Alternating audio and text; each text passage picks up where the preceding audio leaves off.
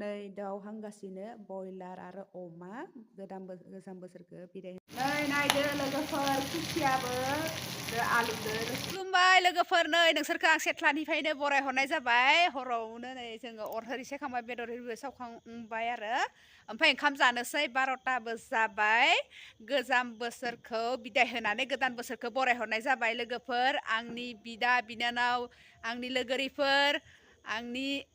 आदा बाजैमोन गासैखौबो आंनि गोसो गोरबोजों हेपि निउ इयार लोगोफोर हेपि निउ इयार गोदान बोसोरखौ बरायहरनाय थाबाय नै साइथिंजोंबो साइड फैलाय बमाव गावगासिनो ओमफ्राय जोंबो ओंखाम जाथ'वाखैमोन ओमफ्राय ओंखाम जानोसै आरो 12टा जाबाय ओमफ्राय जा खुवा खुबाय दं लोगोफोर नायदो लाइट लगायनो नै बाबुआबो उन्दुवाखैनो अरा गोमोरलांजोब्बाय होमबा लोगोफोर गोजाम बोसोरखौ बिदाय होनानै गोदान बोसोरखौ बरायहरनाय थाबाय गासैखौबो आंनि गोसो गोरबोजों हेपि निउ इयार लोगोफोर ओमफ्राय ओंखाम जाहैनोसै जोंबो दिनैनि ओंख्रियाथ' दहायनो देखायखाबाय अमा बेदर दाउ सावनाय ओमफ्राय खुसियादो आलु ओंख्रि आरो ओमफ्राय नै जोङो बुस्थुफोरखौ दिखांना लायाखैनो ओंखाम जाहैनोसै जोंबो गाख्राबबायानो साइड बमा गावहोलांबाय दं जोंना जेबो देगबो गैया बमा समा जेबो गावनाय जायाखै होमबा जाहोलांनोसै लोगोफोर गोदान बोसोरखौ बरायहरनाय जाबाय गोजामा थांलायबाय सोरना गोजाम बोसोराव माबोरै थांखो लोगोफोर गोदान बोसोराबो बिदिनो मोजां गासैनाबो थांथो मोजाङैनो नङा होमबा नै लोगोफोर जोंहा दाउ आरो अमा लाबोन लास्ट बोसोरखौ बिदाय होनो थाखाय लास्ट बोसोरनि दा जेब्ला दाथ' आं सुना दोनखाबायानो मोनाबाय दा 4:30 जाबाय ओमफ्राय हरावसो सावनानै जासिगोन जोङो सावनाय जाथाराखै माने लाइनाव सावनायथ' जायोआनो बन्द' सावनाय जाथाराखै ओमफ्राय बन नगाहायनिफ्राय बन बिहरबाय ओमफ्राय नैखौबो बिहरबाय दानि होफैबाय आरो ओमफ्राय बिखौ दायो सावसिगोन लोगोफोर हाबावनांगोन गिदिरै माबाया बेफोरैसा ओरै खालामनांगोन आरो सोर गोजाम बोसोरनि थाखाय मा जाखो मा माखो लोगोफोर सोर मा तयारि खालामखो आंहा नै अमा दाउ लाबोखाबायहाय हख्लायनांसिगोन नै नायदो लोगोफोर खुसियाबो आलुदो रोसि संहांदो ओमफ्राय दङ अमा बेदर ओमफ्राय दाउ बेखौ सावगोन ओमफ्राय बेखौ रोसि जासिगोन आरो लास्ट बोसोरनि सावनोसै लोगोफोर खुसियालाय दाउलाय अमालाय दा जगार खालामहोलांबायानो जेब्ला जोङो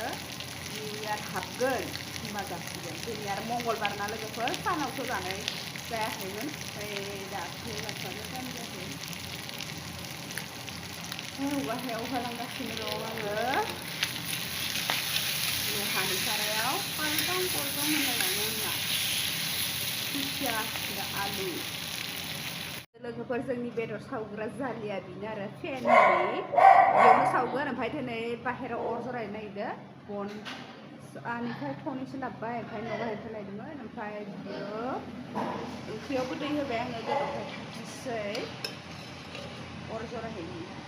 दै होबाय गोदौहोनोसै अर जरायहैनि अर सायहोलांनोसै ओमफ्राय बेदरबो सावहोलांनोसै औवाखौसो दोनै लोगोफोर मालाय बेलेगखै बक्स ओरि दामसोदों गामिखै जोंना गैलाया ख्रि ख्राय खाना मानाया नै गोजौनि लाइटखौ लगायदो स्रांनो ओमफ्राय इयाव लगायगोन नै अर सायगोन जोङो दिनै सेथ्लायाव सायाव थांलाय फैलाय दिगदार जायो नालाय बिनि थाखाय सायाव थांलाय ओमफ्राय खुवाबो खुसोदो नै इयावनो अर लगायबाय इटा बहायना लानो इटा बेलेगखै बांगालफोराबो गाख्रावसोदो हारसाफोरा वाव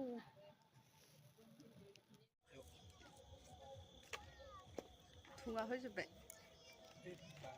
निहिर थानायखाय थफि गानलायबाय नै बाब्लु उन्दुना दं बाब्लुआ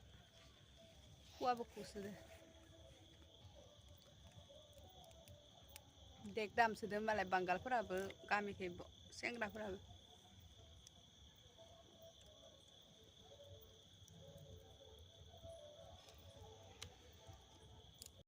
नै लोगोफोर जोंहा बेदरखौ हांबायानो जालियाव फेननि जालियाव होना होबाय नै बयलारखौ होग्रोबाय लेग पिस गांखं ओमफ्राय बेदर सावलांबायनो रेडि खालामहोलांबाय आरो नै लोगोफोर खानसि गुवाराव लाखाबाय जानोसैमोन जानो अमा बेदरजों ओमफ्राय नै दाउ सावनाय खुसिया जाहोलांनोसै जानायखौ देखायबाय थाथ'ला